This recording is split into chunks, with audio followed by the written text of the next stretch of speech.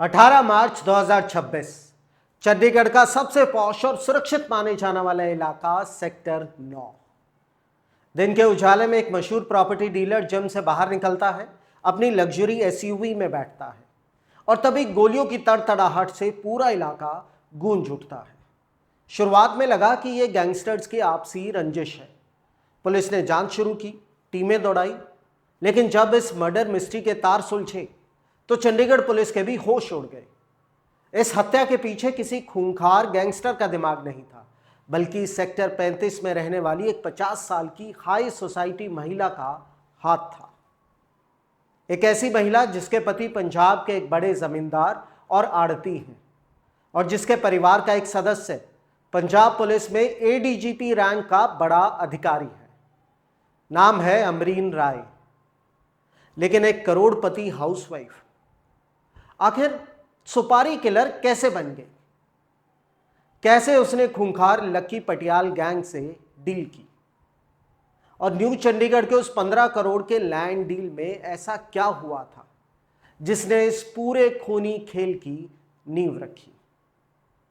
दैनिक Tribune के इस video में आज हम इस पूरे घटनाक्रम का पर्दाफाश करेंगे, तो वीडियो को अंत तक जरूर देखिएगा, क्योंकि यह कहानी सिर्फ एक मर्डर की नहीं, बल्कि ब्लैक मनी, रियल एस्टेट के धोखे और जरायम की दुनिया के उस खतरनाक गठजोड़ की है जो हमारे और आपके बीच पनप रहा है।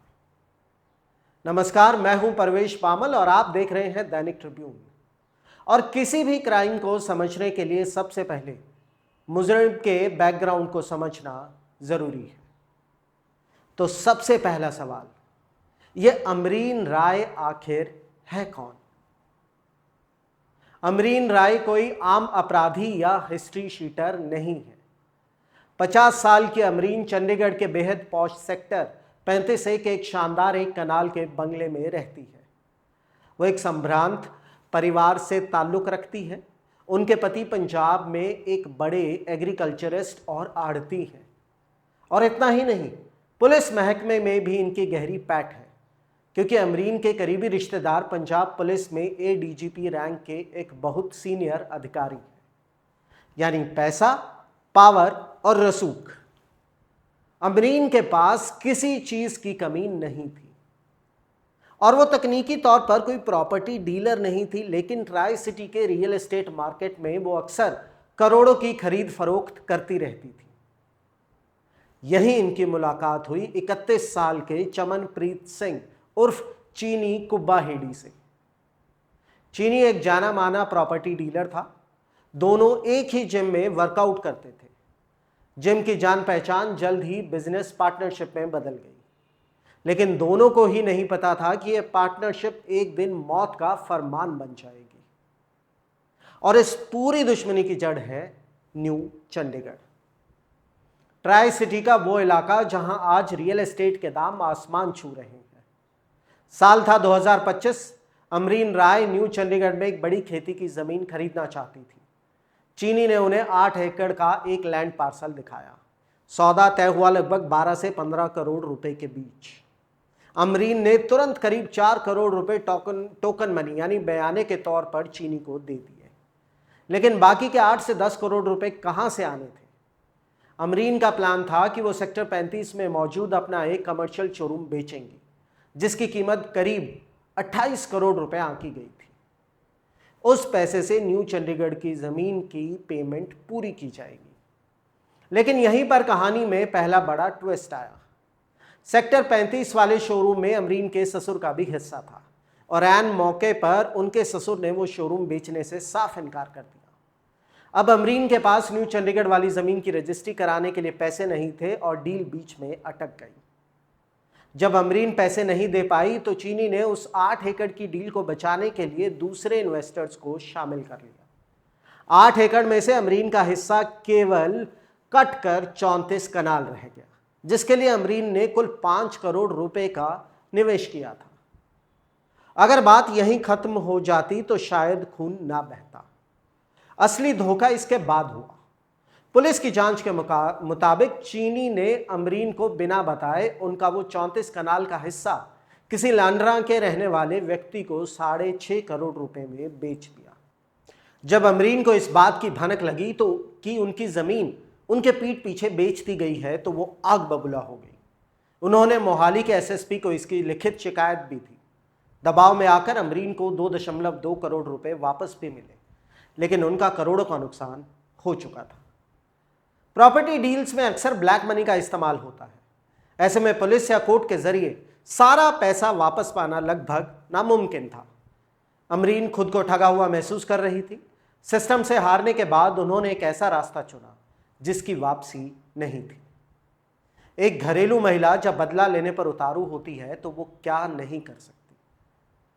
अमरीन ने सीधा गैंगस्टर से संपर्क साधने का फैसला किया, लेकिन सवाल यह था कि सेक्टर 35 के बंगले में रहने वाली महिला खूंखार शूटर्स तक कैसे पहुंची। कड़ी जुड़ती है हर्षप्रीत सिंह बेंस से। हर्षप्रीत कैम्पवाला का रहने वाला 27 साल का एक और प्रॉपर्टी डीलर था। वो भी उसी जिम में आता था जहां अमरीन और चीनी आते थे। हर्षप्रीत कोई गैंगस्टर नहीं था, लेकिन उसके संपर्क अंडरवर्ल्ड में थे। अमरीन ने हर्षप्रीत के जरिए गैंगस्टर्स से कांटेक्ट करना शुरू किया। पुलिस के मुताबिक अमरीन ने जनवरी 2026 से ही चीनी को मारने की प्लानिंग शुरू कर दी थी। पहले उन्होंने किसी और गैंग से बात की, लेकिन बात नहीं बनी। फाइनली उनकी डील फिक्स हुई लक्की पटियाल गैंग से, और इस डील को करवाने वाला बिचौलिया था राजन उर्फ पीयूष पहलवान। पुलिस और इंटेलिजेंस से बचने के लिए इन लोगों ने ना तो नॉर्मल फोन कॉल का इस्तेमाल किया और ना ही व्हाट्सएप का। इन्होंने इस्तेमाल किया जंगी ऐप। ये एक ऐसा इंटरनेट आधारित मैसेजिंग और कॉलिंग ऐप है जिसमें एंड टू एंड इंक्रिप्शन होता है और सर्वर पर कोई डेटा स्टोर नहीं होता। शूटर राजन, अमरीन और गैंगस्टर लक्की पटियाल को जंगी ऐप पर कॉन्फ्रेंस कॉल पर लेता था और मर्डर की प्लानिंग होती थी। लक्की पटियाल ने हत्या के लिए हथियार, मोटरसाइकिल्स और शूटर्स का पूरा इंतजाम किया, और ये कोई अचानक गुस्से में किया गया मर्डर नहीं था। ये कोल्ड ब्लडेड और वेल प्लान्ड शातिर प्लान था। एक साजिश थी जिसके तहत इस पूरी घटनाक्रम को अंजाम दिया गया। और क्या आप जानते हैं कि चीनी को मारने के लिए शूटर्स ने 8 बार कोशिश की थी? जी हां, 8 बार। पुलिस इन्वेस्टिगेशन के मुताबिक 23, 24, 25 और 26 जनवरी को शूटर्स ने सेक्टर 9 के जिम के बाहर रेकी की, लेकिन हर बार चीनी किसी ना किसी वजह से बच निकला। मार्च के महीने में 3-4 बार कोशिश की गई। न्यू चंडीगढ़ के नागरा एस्टेट में चीनी के ऑफिस के बाहर भी शूटर्स घात लगाकर बैठे, लेकिन सही मौका नहीं मिला। और फिर आया 18 मार्च 2026, 9वीं कोशिश और सेक्टर 9 का जिम। चीनी अपनी एसयूवी में बैठता है।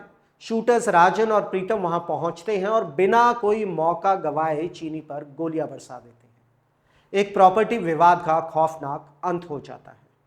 मर्डर के बाद शहर में दहशत फैल गई। पुलिस ने सीसीटीवी खंगाले, डंप डेटा निकाला, लेकिन पुलिस को सबसे बड़ी लीड तब मिली जब 29 अप्रैल को मलोया के पास एक नाके पर पुलिस ने हर्षप्रीत सिंह बेंस को गिरफ्तार किया।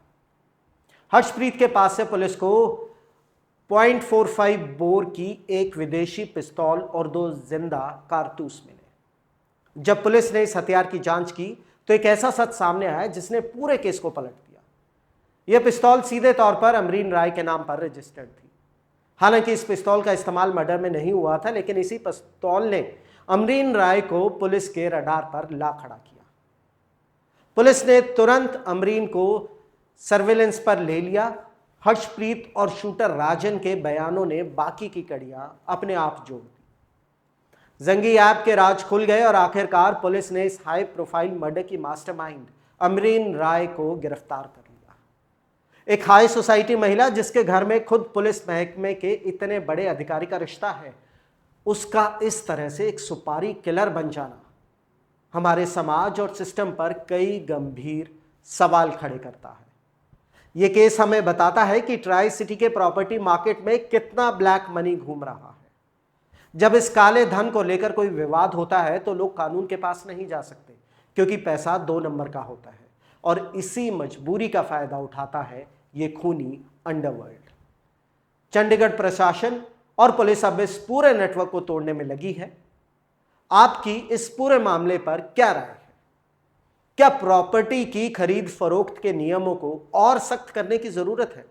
हमें कमेंट्स में जरूर बताएं। अगर आपको दैनिक ट्रिब्यून की यह वीडियो पसंद आई हो तो इस वीडियो को लाइक करें, शेयर करें और चैनल को सब्सक्राइब करना ना भूलें। मैं परवेश पामल, दैनिक ट्रिब्यून के लिए, धन्यवाद।